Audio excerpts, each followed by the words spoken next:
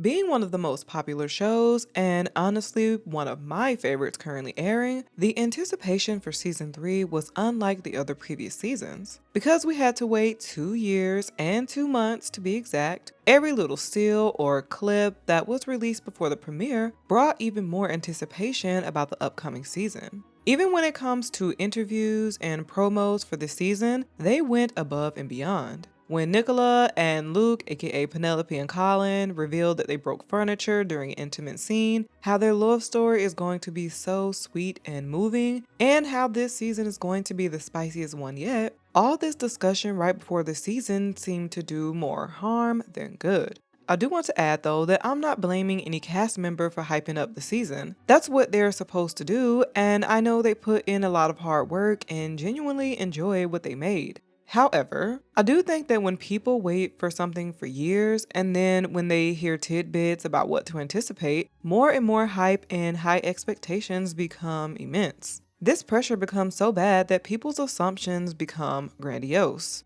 It even happened to me. Splitting the season into 2 parts doesn't make the situation better either. That, along with a showrunner change, created what seems like the worst reaction to a Bridgerton season that I've ever seen. I wasn't going to initially make a video on Bridgerton, but because I had so many conflicting thoughts and feelings about the season, I wanted to talk about the things I think they got right and the things that they got wrong. Because I've seen hundreds of takes on TikTok and Reddit, I do feel like most of the criticism is just a tad bit harsh. People's reactions feel the same as when The Idol or Cuties came out. It's like everybody was like, okay, this is terrible, this is disgusting, let's all jump on it without kind of like, I feel like having a little bit of more nuance about the situation, but that's just my opinion. Now, I'm not saying that people can't have negative opinions because they absolutely can, and they should always be comfortable expressing these feelings in a healthy, respectful way. But making several petitions, harassing Nicola and the crew to the point where they have to acknowledge these accusations, demanding that Jess the showrunner be fired, claiming that Jess hates plus-size people, men, and straight people, just feels so extreme to me. But irregardless of this, let's get into season 3.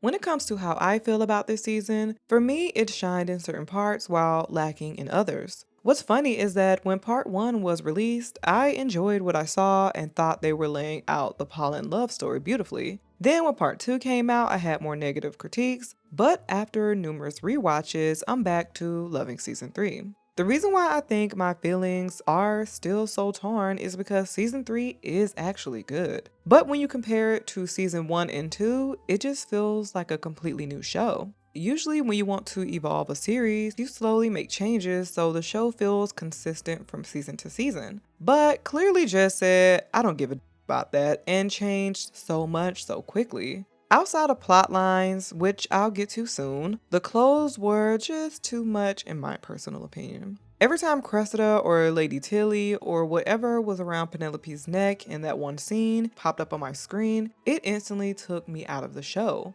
I am in no way a stickler for period accuracy, but when Penelope is holding her quill and I see her ombre press on nails, it just takes me out of the story every time. The thing is, I see no problem with wanting to make adjustments to the wardrobe because having the same silhouette and look can get old quickly. But a lot of the fashion and beauty choices this season just seem to go overboard. Even though I liked most of Penelope's and Kate's dresses, I think the perfect representation of blending old and new styles were the majority of Violet's and Eloise's dresses. They were the same empire silhouette, but they had more layers and were made more distinctive by adding sequins, flowers, tulle, and colors outside of the Bridgerton blues and pastels. Now, when it comes to the writing of this season, it was definitely great with certain plot lines while also lacking in others. Where was Shonda to write this season when you need her? I'm joking. But in all seriousness, Bridgerton Season 3 is a very good season, like I've said. But what made it feel lackluster was the drastic tonal shift. I call season 3 the season of subtlety because if you don't watch the season numerous times, you'll miss key moments because they're just so subtle. And Bridgerton has never been a subtle show. This issue for me is most apparent with Colin's plotline. From the very beginning of the entire series, Colin was shown to be the kind and sweet sibling. In season 1, we saw him fall in love with Marina and get his heart broken. And in season 2, he visited her because he was still struggling with how her story ended. She got exposed, found out that the guy she loved died, and had little choice but to marry his brother. She had a sad ending. At the start of this current season, Colin's kindness was shown in very obvious moments, like one being when he brought thoughtful gifts for each of his siblings and his mom. Because he is such a kind-hearted person, he also has a tendency to try and save people. When he found out about Marina's secret in the first season, he admitted that if she would have told him the truth, he would have still married her. In season 2, when he suspected that Jack was scheming on the Ton and the Featheringtons, he jumped at the chance to rescue them. In this current season, moments where Penelope runs out of the ball distraught numerous times, and when she tells him that she is looking to marry this season, he jumps at the chance to help her. I mean, Colin's desire to be a hero is the sole reason why we had to watch Penelope run in slow motion before tripping over air. When he sees Penelope on the street late at night and she says that she can take care of herself, his response, "Then what good am I to you?" further highlights his desire to save the people he loves and how his need for being needed is tied to his self-esteem. Then how am I meant to help you? If he can't help and protect people closest to him, then what good is he? When he learns that Cressida is blackmailing Penelope, in this scene, Penelope says, I'm not asking for your help. I merely wanted to be honest with you. Of course, because Colin, he completely glazes over what she says and responds with, "Not up to you, what we do." Now I'm sure he said this somewhat rude comment because he was still mad at her, but I think his tendency to always be the hero hijacked their conversation and he immediately put on his cape and jumped into action. When he meets Cressida and gives her a speech about feeling lonely, I actually think this speech was perfect for his character arc, if he was talking to someone else. One thing I noticed is that Colin one-on-ones with his mom Violet seemed to completely stop after part 1, which is such a missed opportunity. I think some of my favorite moments from the previous seasons were seeing Violet's individual relationship with her kids and how they all felt so distinctive. Both previous seasons did these moments so well and helped both Daphne and Anthony heal, learn, and grow in one way or another. This season, part 1 started off good with these moments, like when Violet explained that she and Edmund became more than friends because he had the courage to ask. And of course, this moment pushed Colin to almost confess his true feelings to Penelope. It happens again when Violet lets him know that Lord Debling is planning to propose that night because she knows how Colin feels, and this is her way of subtly pushing him to go and get his girl. Colin's story would have been more impactful if he had one final one-on-one conversation with his mom rather than expressing his feelings of not feeling needed anymore to Cressida. His mom could have reassured him that you don't always have to be of service to people to receive that love back. Having this conversation with his mom, and if you combine it with the conversation he had with Penelope, would have driven home this theme. I get that he enjoys being helpful because a lot of people are naturally like that, but his need to be needed was definitely somewhat unhealthy because it was tied to his self-worth. Also, I feel like if they could have paired this imaginary one-on-one conversation with some flashbacks showing why he craves to be needed, it would have given us more insight as to why he is the way he is. I mean, Anthony and Simon got so many flashbacks so we can understand their motives better, so why not Colin? At the end, when Penelope gave her speech at the butterfly ball, him standing to the side was the whole point of his story arc. He was always trying to be the savior and hero, but in this moment, it was his turn to stand on the sidelines, which I liked. This scene also felt like a mirror to the air balloon scene where he was receiving the attention while she stood on the sidelines. Even though being kind is a good quality to have, this trait he possessed did receive a lot of criticism and was often compared to being naive. When Colin told Anthony that he wanted to marry Marina, Anthony called him childish. And in season 2, when he visited Marina, she told him he was childish for dreaming of a different outcome for her. You are a boy, caught up in his own fantasies. Because we have all of this backstory on Colin, it makes perfect sense that when we see him at the start of season 3, he has completely changed, at least on the surface. Due to everyone telling him to grow up for years, when he finally returns home, he has this persona he created while traveling. In his mind, being flirtatious and a rake is his definition of growing up. That's why we saw him having threesomes. Even when he was drinking with Anthony and Benedict in the beginning, his brother congratulated him on his many admirers. Because Anthony and even other men of the ton consider going to brothels as a sign of maturity. If this is simply a matter of wetting your wit, that is my fault. I should have taken you to brothels when you returned home from Eton. Colin finally adapts to this shallow idea of what growing up means and becoming a rake himself. Even when he arrives home and talks to Eloise, she addresses his conformity. I lost the battle and I have no appetite for the war, so I've joined the winning side. Not unlike you. Or is this truly the new you? That's why watching Colin approach women to flirt and winking at them during the presentation makes so much sense. He's trying to be something he's not, and that's why it just doesn't feel right when he does it. You see him struggling with this persona numerous times, which highlights that that's not who he is. I think this image he's trying to project works well with his love story with Penelope because when he's with her, his persona is gone. Anytime they were together, whether that be at the market or a ball, it genuinely felt like two friends just talking, which was a nice and beautiful contrast to show how different it is from his flirty scenes and her. It shows that she's special. I mean, in one scene, he even makes a silly pun joke, which I can't imagine him doing this with any other woman. We shall gallop along. Colin's facade, of course, starts to break after he and Penelope kiss, and he realizes that he actually does have feelings for her. In episode 4, while talking to his friends, it shows just how miserable he's become, pretending to be someone he's not. But it is tiring, is it not? The necessity imposed on us to remain cavalier about the one thing in life that holds genuine meaning. He even gets so intoxicated because he is so exhausted from pretending. When he does finally propose to Penelope, I love that we never have to see his rake facade again. His insecurities show up in other ways as well, like when he repeatedly tells Penelope that if she does not share the same feelings, he will understand. I would understand, but swept up in the carriage if you do not now share my feelings. And soon, we shall officially be married, if you will still have me. Despite how often she reassures him. Colin, in what world would I not?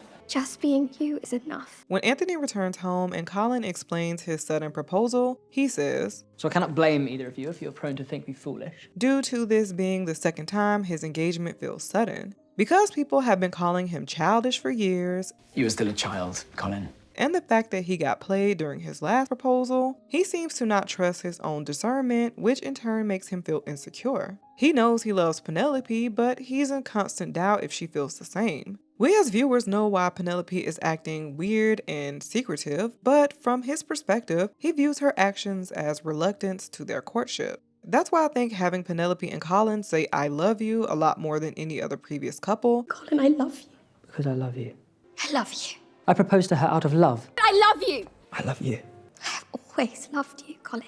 Shows how much both of them need tons of reassurance, especially Colin. His desire and doubt was also shown in his dream when he confesses his feelings to her and she reciprocates them. He hopes that she feels the same, but is doubtful despite all the signs being there. He only feels a burst of confidence after he has a talk with his mom, and she explains that someone has to be the first to share their feelings in order to become more than friends. When he does approach her at the ball, his insecurity and self-doubt once again takes over and keeps him from confessing his feelings. That's why I think during the carriage scene when Penelope says we're friends and she takes a pause, his reaction is so gut-wrenching. I mean, look at his face. He not only thinks that the woman he loves doesn't love him back, but his discernment was wrong again. For a split second, he feels foolish again. One issue I had though with his storyline was actually taken from their book Romancing Mr. Bridgerton. In the novel, the whole Penelope blowing up his engagement with Marina was never a plotline. Because it was added in the series, when Colin discovers that Penelope is Whistledown, her blowing up his engagement, along with what she revealed about Eloise, was more than enough reason for Colin to be upset at her. When it was revealed at the end of season 3 that Colin was somewhat envious of what Penelope built as Whistledown, I think adding this layer from the novel convoluted Colin's issues with her during the last few episodes. Now it makes his character feel petty and jealous for being mad at her, opposed to just being hurt by her actions. Remember, this is the second time Colin tried to lead with his heart and the woman he pursued kept a huge secret from him. That alone has to hurt. Adding the envious angle in the show wasn't necessary anymore because there was already a huge reason as to why he would be upset at her. Adding this layer felt like they were trying to diminish how much damage Penelope did to his life, which doesn't feel fair.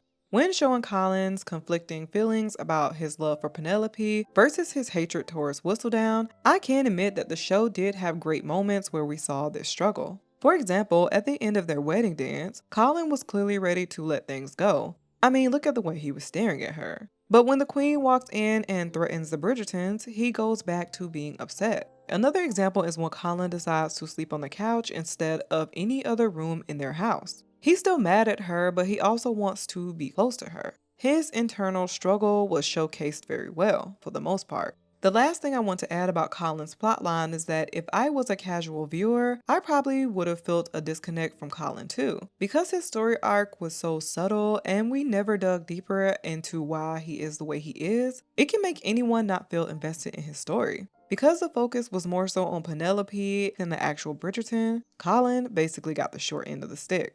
The character who I felt like had the almost perfect story arc this season was Penelope. At the beginning of the season, you can see her attempt to use Whistledown in a positive way. She complimented the young ladies of the ton opposed to negatively gossiping about them like she used to. Miss Kenworthy is a welcome entry, brimming with confidence and charisma. Miss Stowell is thought to be a most accomplished young lady. There is Miss Barrigan, who certainly stands out in a crowd. The mild-mannered Miss Hartigan will certainly appeal to genteel suitors. I think this change happened because Eloise found out she was Lady Whistledown and she was sort of walking on eggshells and trying to be on her quote-unquote like best behavior. Of course, her solely speaking positively doesn't last long because she quickly changes her tune when she has a terrible night during the first ball of the season. Of course, that's all thanks to Cressida. Because I feel like she needed to take her frustration out on anyone, Colin catches this stray and she calls him out for not being his authentic self.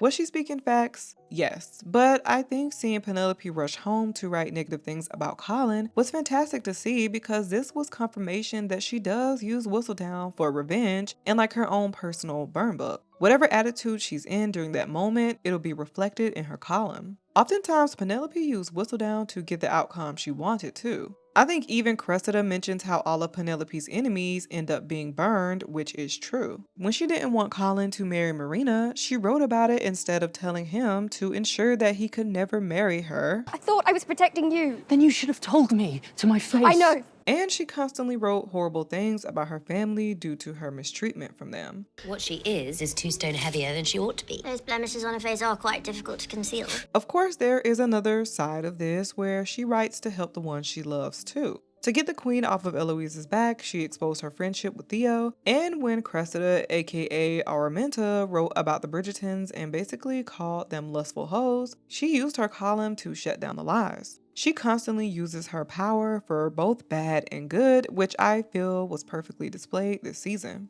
The one thing I was worried about prior to the season's release was if they would hold Penelope accountable for her actions. Unpopular opinion, but I don't think that just because you're a wallflower, you should be able to get away with talking about people's families and lives because you're telling the quote-unquote truth. Throughout the 3 seasons, Penelope has said hurtful things about her family, the queen, and the young ladies of the ton who are just trying to put themselves out there and find a husband, which was something that was expected from women during that time. Because Penelope often judged the women who had no choice but to participate in this societal expectation, opposed to solely focusing on the issues with the societal structure itself, in my eyes, it made her column mean-spirited. I think one example that always stood out to me was actually in season 2. When Penelope is gossiping to Eloise at the ball, she says, I hear he recently spent a good deal of time with Miss Goring in a closet, for what I cannot imagine. This is of course the moment Eloise notices that Penelope sounds like Whistledown. Gossiping like this to your friend is no big deal. Everyone does it. However, because she is Whistledown, I wouldn't have put it past her if she put that gossip about Miss Goring in her column. Putting this information in Whistledown would not only cement the rumor and spread it even more across town, but this gossip would obviously ruin that girl. Luckily, she wasn't writing at the time that she said this, but her tone in gossiping is something to note. She's gossiping about the girl who failed to fully follow the societal expectations of a lady at that time, instead of highlighting how this expectation is rigid and constricting for women. Long story short, what I'm trying to say is Penelope isn't a feminist for being Whistledown. She's actually the opposite because she's exposing women who are just trying to make their way in the world just like her. That's why Penelope's speech at the end of season 3 is one of my favorite moments because she addresses this. When she acknowledges that she now understands how difficult it is to be out in the open and how it was so easy for her to criticize people from the shadows, she finally understands how her gossip hurt people who are just trying to make it through the season just like her. So instances where she criticizes Mrs. Goring or Daphne or any other young lady of the ton, once she puts herself out there and discovers just how hard that can be, she now acknowledges the difficulty the other ladies had to face. There were other scenes where she recognizes how she misused Whistledown too, like when she's talking with Eloise and admits to causing damage. She confesses that she wished she had used Whistledown to give a voice to the voiceless. Even when she has that last argument with her mother, which I was personally shocked with how judgmental Penelope was, her mother says, "Who were you protecting with your column?" And she says, "Myself." And then Portia says, "Oh, from whom?" What did Nikki say again? "It's quiet, ain't no back talk." But in all seriousness, I love this scene because what did Daphne or Marina personally do to her? Nothing. I know that Penelope was only writing gossip that was already spreading, but I remember in season 1, Violet said people will only believe a rumor if it's in Whistledown. And who will believe a group of women over a man's word? Perhaps no one, but they will if Lady Whistledown does. This shows how her word is so powerful because she not only spreads gossip, she solidifies it. Also, if we give our characters so much leeway, then we should give people like Perez Hilton or pages like the Shade Room grace because they're only saying what's already been said. Right? Maybe they're wildflowers too. An important plotline I felt like got glossed over, or more so buried in the story, is how Penelope talks about herself in Whistledown. From the very first season, it's clear that Penelope has a self-esteem issue. When Marina tells her she looks nice, she says, "Don't mock me." And in season 2, when Edwina tells her she likes her dress, I quite like yours as well.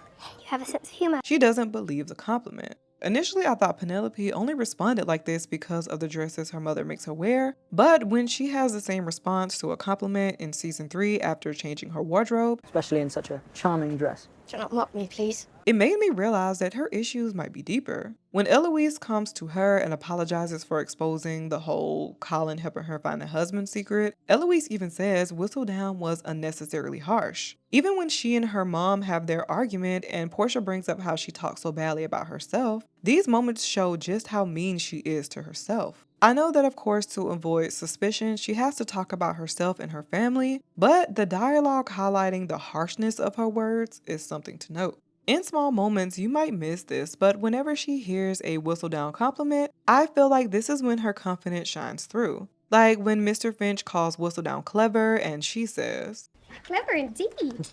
and when she says, She shall not be discovered. She's too good at hiding herself. you can see her ego peek out a bit. At the beginning of this season, I felt like for Penelope, she viewed herself as a completely separate entity from Whistledown. In her mind, Whistledown is confident and speaks her mind, while in real life, she does none of those things. What I think finally starts to merge the two was Penelope deciding to put herself out there to find a husband. Once she changes her clothes and wears things that she likes, and she speaks her mind in real life, like for example when she tells Lord Devling that the party is dull, she starts to realize that just being her witty self is enough. This is when I think she becomes aware that her and her persona are one and the same. This realization helps her come into her own confidence, which was a beautiful story arc to see play out. That's why I think her coming clean to the ton and revealing she is Lady Whistledown was such a pivotal moment. Instead of hiding behind her pen at home, she's owning who she is and what she's built in front of everyone. In this same speech, Penelope even says that you should always have self-worth regardless of your placement in society.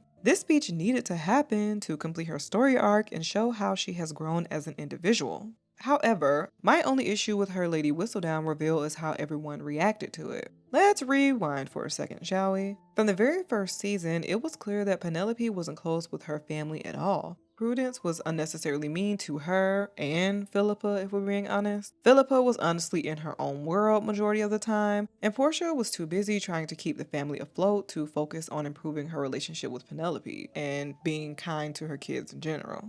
Their family issues was honestly one of the main plot points I was looking forward to seeing develop in season 3. And for the most part, they didn't disappoint.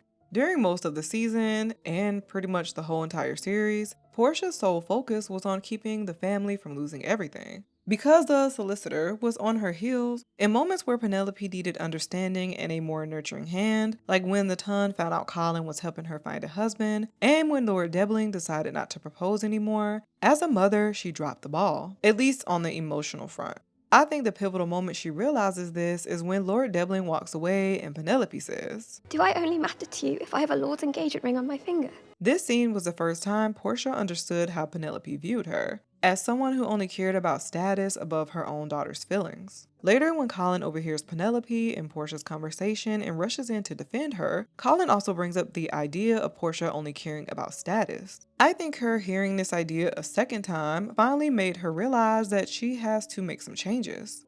On another side note, was anyone else confused about Portia and Penelope's argument? Like, why did Portia think being engaged to Colin was less secure than Lord Debling if both men were the most desirable matches of that season? I feel like the old Portia would have been happy to have Penelope be engaged to any man with money. Even when she brings up the idea that Penelope might have used her wiles to entrap him, when has Portia cared about that? It can't be the same one who was pushing Marina to trap any man or using Prudence to lock in an engagement with Cousin Jack. I don't know, but small moments in the writing like this just don't make sense to me. I understand that Portia was just mad that Penelope didn't tell her about her engagement, but that wasn't what was shown, so it's just weird to me. One interesting thing I noticed is that after Portia does a little bit of self-reflection, she tells Philippa and Prudence that they need to be nicer to Penelope. Right after this conversation, Miss Whistledown herself immediately goes right up to her room and throws a little bit of shade at her mom. With Lady Featherington racing to attach herself to the Bridgertons. I thought the timing of that was funny. Other moments that showed their growth as a family was when Portia gave a speech praising Penelope at her engagement party, Prudence finally giving Penelope a compliment, and Philippa releasing the bugs to dismiss the awkwardness after Penelope's speech. These scenes, and of course the one where Penelope is looking at her mom while picking out fabrics, were some of the most heartfelt moments. I love them. What I didn't love was how we as viewers never got to see how the Whistledown reveal affected Prudence and Philippa. Honestly, Philippa probably didn't care, but Prudence probably did. In this scene, they find out that the person they've been living with, their blood sister, has been dragging them for filth for years. Because they were trying to improve their relationship with each other, I think it would have been a nice gesture if she let them know beforehand and give them the same courtesy as she did Violet.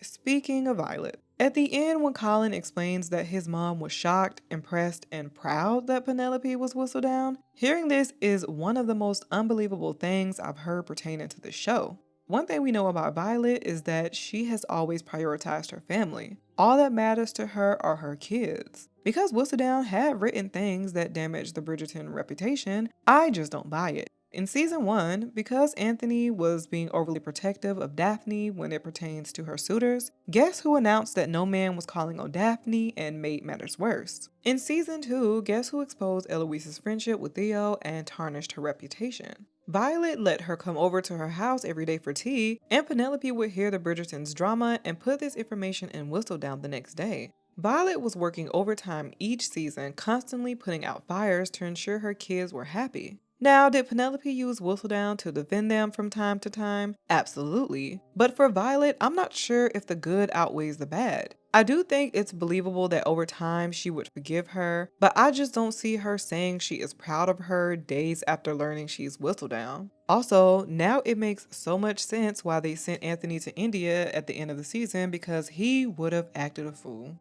Another thing that doesn't make sense with her reveal is how the Ton reacted as well. Not one single person ran over to ask her questions or confronted her about something terrible she said. Because she's decided to continue writing her column, how would that work moving forward? She would have to only say positive things about the Ton, because if she says anything negative, they could easily try to confront her at a ball, at the park, or even her house. A perfect example is Nigel Burbrook. Like, she exposed him in Whistledown, and it makes me wonder, like, we see how unhinged he is, and I'm sure there's plenty other men like that. So yeah, I don't know how that's gonna work. Also, did the Bridgertons get kicked out of their club just like how Cressida's father was? If she does decide to still go the gossiping route, when she's at parties, who will want to talk to her? I can't imagine anyone being comfortable with having any meaningful conversations outside of pleasantries. Also, they could turn it into a Gossip Girl situation and people come to her to give her information, but then she has to vet to see if the information is accurate. And even if it is and she posts it, she's still talking about somebody, so then they can still confront her. What I'm trying to say is, Penelope continuing on with her column and trying to stick within the gossip category just wouldn't work moving forward unless she was pleasantly positive in every issue. I honestly think ending Whistledown on her own terms made the most sense story-wise, but that's just me. I could go on and on about how people's reaction to her reveal didn't make any sense, but we'd be here forever. The last thing I will say though is that Penelope said a lot of crazy things to the queen, so her getting off so easily with just an apology and not even saying that she'll put her pen down logically doesn't make sense to me. Everyone knows one thing about the queen. She isn't rational. So her saying I'll be watching and then walking away just isn't believable. Because we never got to see Penelope have genuine deep conversations about the harm she's caused with the significant people in her life, like Violet, Portia, Philippa, Prudence, and Eloise. Her story just feels incomplete to me. I mean, you can see the hurt on Portia's face when she learns that Penelope had all this money to help the family, but she chose not to. I get that her paying for their ball was her way of saying sorry, but I personally would have loved a conversation, at least about the money part.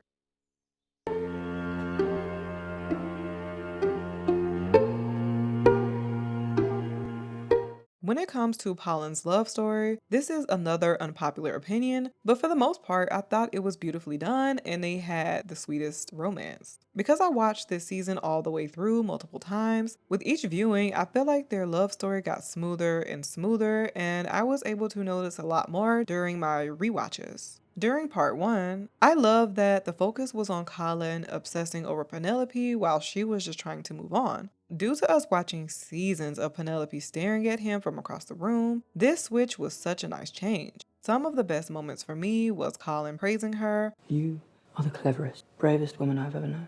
You are Penelope Featherington. Do not forget that. The way your hair cascades down your shoulder. They're only half as beautiful as you. The way your eyes shine when you look at me like two blue pools. You are clever and warm. Rolling his eyes when Penelope says Lord Debling is attractive, feeling some type of way that she hit it off with Lord Remington, recreating a more romantic dream in his mind of their first kiss, making it clear he doesn't want their lessons to end by asking her multiple times why they have to end it. Just so I'm clear, what is your reasoning? The lessons.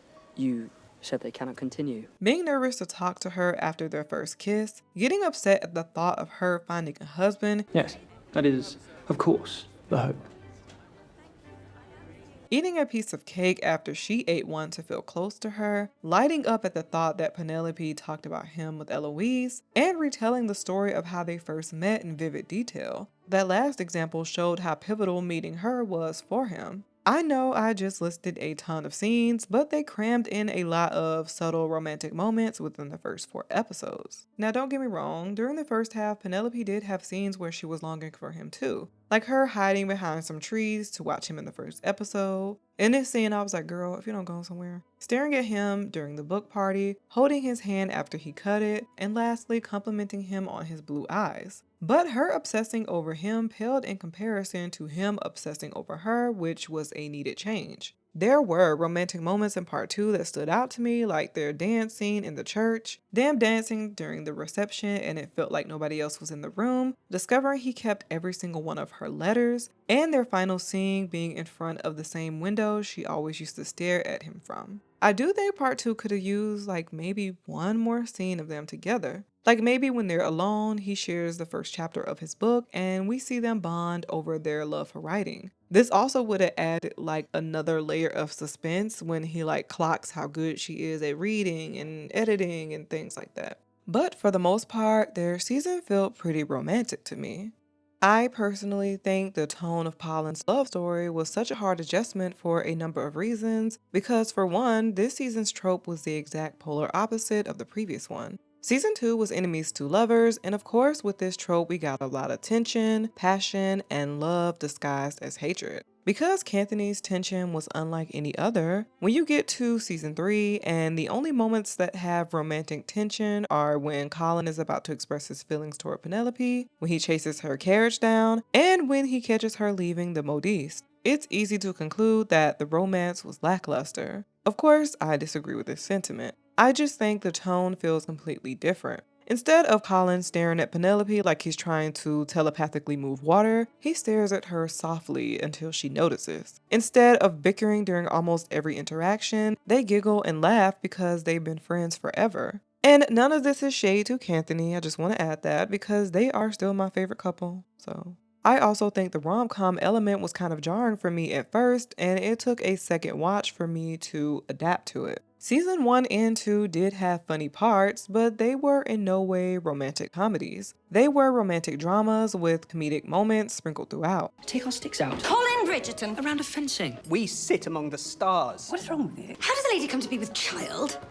One of the first scenes that caught me off guard due to the tonal changes was when Penelope plopped down on her bed after her awkward encounter at the park. That's when I realized a more light-hearted comedy tone was going to be a huge factor this season. Now, I have to admit that romantic comedies are not one of my favorite genres at all. The only few movies that I love that are romantic comedies are When Harry Met Sally, Crazy Stupid Love, Love Don't Cost a Thing, and Friends with Benefits. Other than that, I have limited knowledge with rom-coms, so I'm going to need the rom-com girlies and guys to help me figure this out in the comments. But scenes where she plops down on her bed, her awkwardly flirting with the men, Cressida and Penelope racing towards Lord Debling, and their awkward interaction under the tree feels so similar to something I've seen before, but I just can't pinpoint where. Let me know in the comments if y'all can figure it out. I saw an interview with the showrunner and she did say Penelope's makeover reveal was supposed to be a light adaptation of the She's All That makeover. So clearly that's the tone this season was supposed to be. A rom-com. When it comes to the amount of screen time Polin received, someone on TikTok made a chart comparing the first 4 episodes of both season 2 and 3, and it turns out that Colin and Penelope actually got a little bit more screen time compared to Kate and Anthony. I even found a few charts online breaking down how much screen time they got throughout the season. Because I include any plotline that helps the 2 main characters grow to become better partners for each other into the Polin screen count, I feel like for the most part they got their fair share. For example, the plotlines where Penelope gets a makeover, when she realizes that she and Whistledown are one and the same, and Colin growing out of his hero complex, etc., helps these characters become better for each other. Outside of maybe adding a few more scenes that could have focused on Colin as an individual, the writers did the romantic story justice.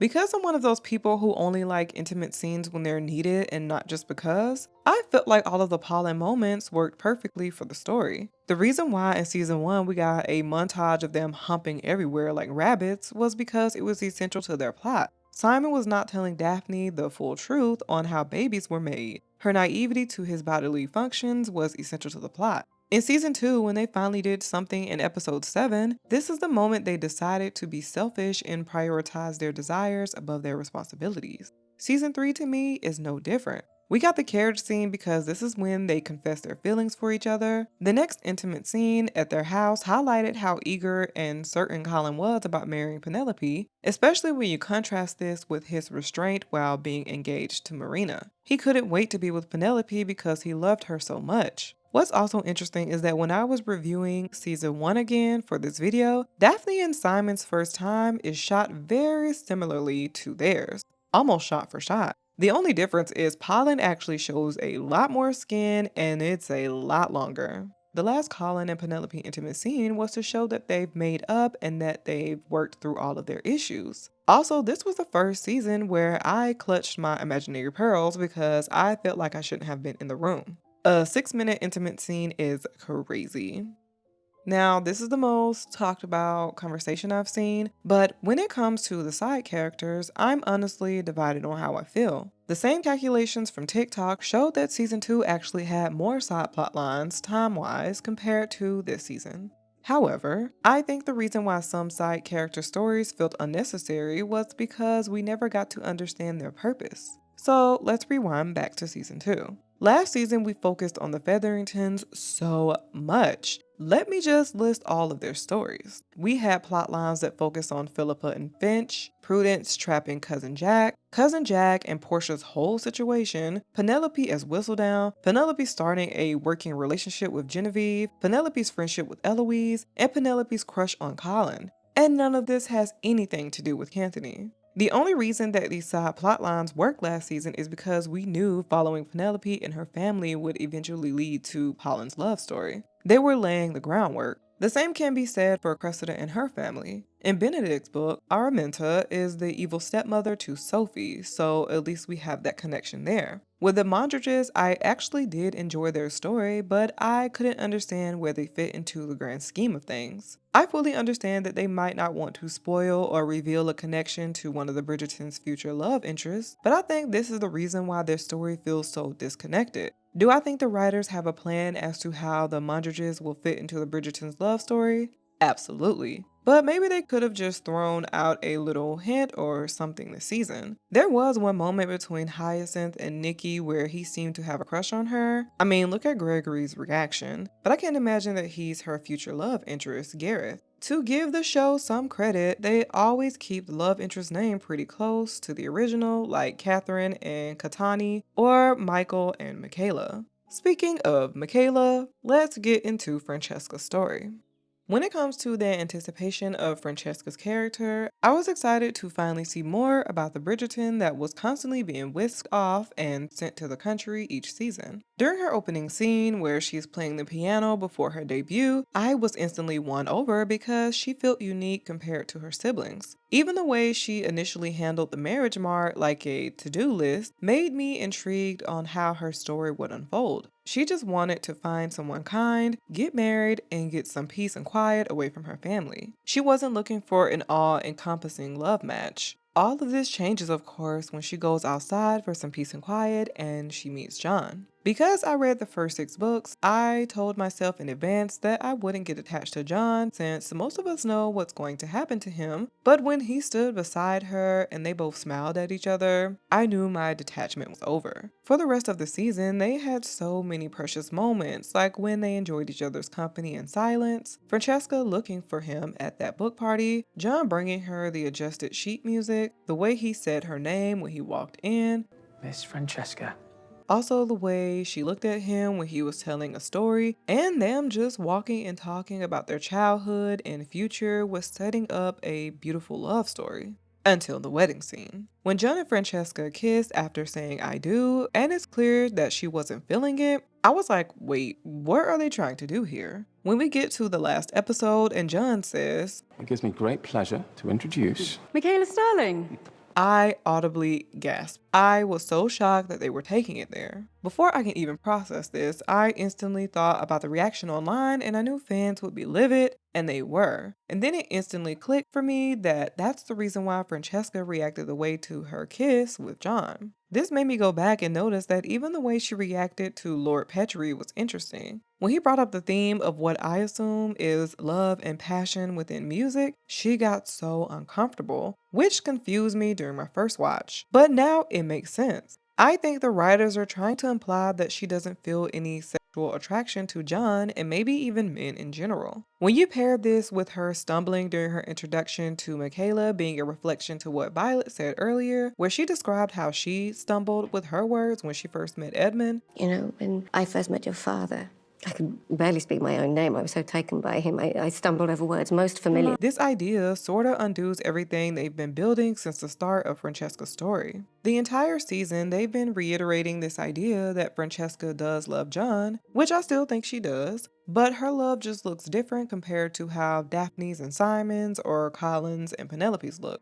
But just with those few scenes, they prove that Violet was right all along for questioning Francesca's feelings about John. Now, don't get me wrong, I do think that you can deeply love someone and not feel those instant physical sparks. But I'm truly concerned that they'll make it seem like she has no physical attraction to John at all, which would be kind of sad to watch. I hope and I don't think that that's the direction they're taking, and I hope that by next season Francesca will be attracted to John and she's just bi, but honestly, who knows? Also, the idea that there is even a little bit of something between Francesca and Michaela right now would feel kind of icky. I'm hoping that it's like, oh, Francesca has a little bit of attraction to her, but then next season, she'll just see her as, you know, her husband's cousin, and that's it, and she's just focused on her and John's marriage. That's what I'm hoping for. I hope next season we don't get any longing looks between them, is what I'm saying. I remember in the books, Francesca was so in love with John that she never even considered Michael/Michaela until after her husband's death. Honestly, it depends on how the next season unfolds with this story, but if they try to go that she was never attracted to John, I feel like it would be a disservice to their love story and discredit everything we just watched in season 3. This season, the character whose storyline was the most frustrating to watch was Eloise's. Because this is the first season where she and Penelope aren't attached at the hip, it was refreshing to see how she navigated the time without having Penelope as a crutch. Watching her try her best to assimilate and make friends with the other women in the town, and even following the new fashion trends, was nice to see. Another big change in her life was becoming friends with Cressida. Starting a friendship with a girl who constantly bullied your ex-best friend is hella petty, but I can understand because Eloise admitted that everyone refused to talk to her. She had nobody else. Their friendship during part 1 was heading in the right direction for both of them to grow. Eloise called out Cressida for her cruelty, and Cressida called out her for exposing Penelope's finding a husband's secret. Because both of them constantly spoke their mind, their bluntness helped the other self-reflect and grow. As we all know, one of Eloise's negative traits is that she never actively listens to other people in general. The perfect example of this is when Colin and Eloise are on their way to a ball and Colin explains that Penelope is looking for a husband this season. When she hears this, Eloise is genuinely shocked, even though I recall they had a conversation about this in season 1 and 2. In season 1, when Eloise says that Penelope doesn't care about marriage and Penelope responds with, You do not care about marriage. Well, what do I do? that's literally your answer right there, girl. In season 2, when they're talking in the field, Eloise realizes that Penelope likes the parties and the dancing and the courting. So for years, Penelope has been making it clear that she not only enjoys seeing people in love, but that she is also desiring that same thing. The only thing I don't fault Eloise for was not knowing that Penelope was in love with Colin this whole time. One time she did ask her if she liked anyone and Penelope said no. Eloise is not a mind reader. Due to her changing circumstances in season 3 of now being an outsider, I was expecting Eloise to be more of an active listener to her friends and just people in general. You would have thought she learned this lesson from last season where she finally truly listened to Penelope and realized that she is Lady Whistledown. On numerous occasions, when Cressida is explaining how she's about to be forced into marrying an old man, all Eloise could say was either a joke, A diet of vegetables does not suit you. Sounds like German literature. or switch the conversation to her issues with Penelope, especially during Polin's engagement party when she says, Cressida, I am sorry, but please, I cannot do this right now. I knew that any growth for Eloise this season was done. For seasons, we have watched her complain and protest about the rigid structure that women are boxed into. Because some man should like to admire my sister's face and hair and fill her up with babies. After all, a woman is allowed to have but 2 interests. Marriage or spewing slander about her peers, apparently. Why must our only options be to squawk and settle or to never leave the nest? What if I want to fly? If I were a man, I could do that, you know.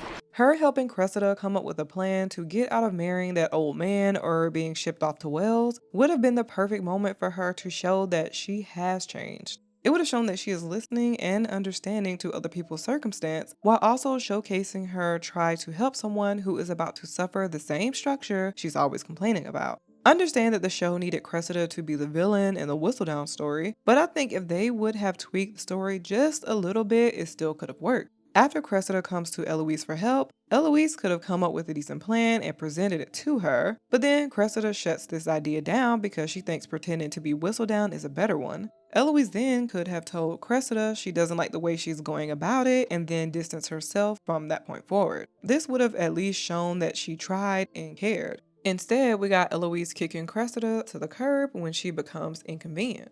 I feel like the only person who grew in their friendship was Cressida because she at least felt guilty for trashing the Bridgertons, but she also had very little choice because she was in a desperate situation. When it comes to Eloise's and Penelope's friendship, I feel like it was perfectly written. Because this was the first time Eloise felt like an outsider, she gained a bit more understanding as to how Penelope often felt. She was also shown to be a good friend by keeping Penelope's Whistledown secret, giving her grace to tell Colin before she does, and apologizing for revealing Penelope's dating help situation. So at least we got some growth.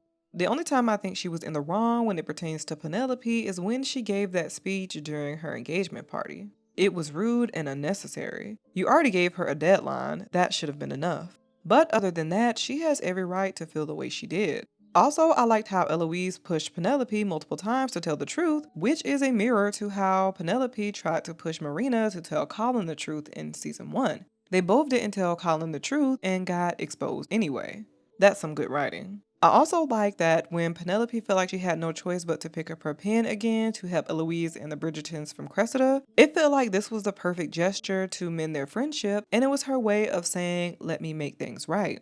When it comes to Benedict's plotline, he pretty much did the same thing he does every season. He just kind of wandered around and got busy, but at least this time it was a threesome, so I guess. What's funny is that during part 1 of his plotline, I was interested because I for sure thought he was going to catch feelings for either Lady Tilly or Paul. That would have been interesting because we never saw Benedict have any real serious feelings for anyone. And heartbreak for most of the Bridgertons seemed to be a rite of passage, like Sienna, Marina, and Theo. In the last episode, when Lady Tilly confesses her feelings to him, and he says that being with her and Paul reminded him just how good it feels to be free, I was thinking, Benedict, when have you never not been free? No, I'm joking. I definitely think he meant it intimately, physically. You get what I'm saying. Long story short, his plotline this season could have just been an email, but that's just my personal opinion. When it comes to the other plot lines, having Anthony and Kate be there, they go on a second honeymoon, they come back after Polin's engagement, and then disappear again, and then return again to give Colin relationship advice, and then leave to go to India towards the end was a lot. I understand that Jonathan Bailey is booked and busy, but when they disappeared the second time, I got whiplash. I did like their conversation with Colin the night before his wedding, but I wish Anthony did more of the heavy lifting instead of Kate. The reason why is that during season 2, Daphne and Anthony had a lot of scenes where she gave insight into what it means to be in love and following your heart. These moments felt like it was one Bridgerton sibling passing on their wisdom to another. I know Anthony is not a sentimental person, but it would have been nice if he shared a lesson he learned during his journey to marrying Kate. That could help Colin on his journey to being happy with Penelope. I think this idea of passing on wise words from one sibling to another could have been a cool theme throughout the seasons, but it is what it is. All Anthony added to the conversation was to drink 3 raw eggs in the morning. In the first few episodes, I was invested in Lady Danbury's story pertaining to her brother Marcus. When it was revealed that she was mad at him for something he did when he was like 10, I was like, really? Okay, alright. When it comes to the technical aspects of this season, I honestly can't pinpoint why this one felt so visually different. I thought maybe it was a color grading, but I look back at the other seasons, especially season 2, and they're pretty similar. While watching Penelope's makeover reveal scene, I couldn't understand why it didn't impact me and have that dramatic punch until I went back and watched Daphne's white dress scene. Both scenes are supposed to convey the same feeling. Pivotal moments where the main character puts on her best dress and wows the ton. I understand that these two characters' confidence levels are in 2 different places, but I think what makes these moments feel vastly different is how Daphne's was edited more dramatically by using slow motion and having no dialogue as she walks down the stairs. Everyone's visual reaction is enough to show that Daphne is that girl. Adjusting Penelope's scene with these small changes would have made her stepping into the spotlight moment feel so much more powerful and impactful. Even if Penelope didn't feel that way on the inside, she looked that way on the outside, so the scene could have reflected that. Other technical things that were missing this season were flashbacks and more slow-mo moments. In season 2, when Kate is waiting for Anthony to arrive, we get flashbacks of their more close moments that show just how flustered Anthony makes Kate. This happens again when Kate is laying in bed and reminiscing about her and Anthony's kiss. The reason why flashbacks are so useful in Bridgerton is that visually seeing what the characters are thinking confirms that their mind is consumed with the thoughts of said love interest. For example, in season 3, when Colin walks into their bedroom and sees Penelope, if we would have gotten a few flashback clips from their intimate scene, it would have driven home exactly how hard he is restraining himself. Even when it comes to the cake scene, adding a 3-second flashback showing that he's only eating a piece of cake to feel closer to Penelope would have shown us exactly where his mind is in that moment. I think because this season was trying to be more subtle, it kind of ruined certain moments that could have heightened the romance. Like I said earlier, nothing in Bridgerton is subtle. Us as viewers come for the overly dramatic romance. Season 3 should be no different. Even when it comes to the dance scenes this season, I feel like it was lacking the usual visual beauty. In season 1, we had their first dance with fireworks being the backdrop and the beautiful dance sequence in a dream. At the end of Daphne's season, with the use of slow-mo and beautiful music, their last dance was honestly still the most beautiful one to date. In season 2, Kate and Anthony got pivotal dance scenes too that were shot very well. The first one being when Edwina pushes for them to dance, and the second is when they finally decide to be together. With the use of slow-mo, dynamic shots, and tension, their dancing say so much without uttering a word. In season 3, there was a romantic dance scene, but the way it was edited took so much time away from Penelope and Colin. After the side plot conversations were finished, and we saw 3 seconds of Francesca and John dancing, the rest of the time should have been spent on Polin. Instead, it kept cutting back to Francesca and even the guests. One element I did like, though, were the shots of them dancing alone because it showed exactly how they felt, like it was only them in the room. Even though they had this beautiful shot, for some reason we barely got to see it. I also think a missed opportunity for a romantic Polin dance was during the Mondridge ball. They could have just been casually talking about being excited about getting married, say some sweet stuff, and then had a dance. Season 3 of Bridgerton has so many amazing aspects to me. The romance was there, the intimate scenes were pearl clutching, and the comedy was better than ever. I have yet to laugh with any other season like this one. Inserts himself? Inserts himself where? I find the best course of action is simply to pretend they are dead. And it flattens my hair. Lilies. Forget-me-not. Lilacs! Excuse me. Right. Your Majesty! And that is not dropsy of the pancreas. For all of Mayfair to hear! Rocks? Throw rocks at Francesca's window tonight. But most of my laughter is thanks to Polly Walker, who carried the humor on her back. Mama, we're in a library. A scandal writer for a daughter. Can you imagine? Your wife is a pastry, Mr. Finch. You certainly did not swim because of anything you did. I'm certain your baby boy will be delivered by a golden stork. Why must I be punished over and over? If she wants to wear such a melancholy colour, that's her prerogative. No, we cannot make head nor tail of it. Are the drinks nearby? So pretty. She deserves all the Emmys, all the Oscars, all the Tonys, and all the Grammys for her performance. I really did love this season in its own unique way, but I also think I'm one of those Bridgerton fans that love each season for completely different reasons. So, yeah. I think Polin's love story was probably the hardest to execute so far because there were 3 people in their relationship: Colin, Penelope, and Whistledown. Because of this, Colin somewhat got the short end of the stick, but overall, I was mostly satisfied with their romantic ending. This season not only had to close out the Featherington story, but they also had to set up Francesca's story, a new family replacement, i.e. the Mondridges and Capras, and ensure that the other Bridgerton siblings got their stories as well, despite how boring some of those side stories were. I believe the showrunner may have missed the mark by being overzealous too quick and changing so many aspects of the show that originally made it popular. Between season 1 and 2, there were definitely changes in the way it was shot, hair, and makeup, but it didn't feel so drastic as this season. Also, when it comes to tone, I personally like romantic dramas compared to romantic comedies, but this show is made for the masses, not just me. I remember hearing that initially Shonda Rhimes didn't like how this season was written because it was too dark, so it makes me wonder if Jess, the new showrunner, had no choice but to make season 3 light like a rom-com. Just something to consider, I guess. Okay, alright, bye.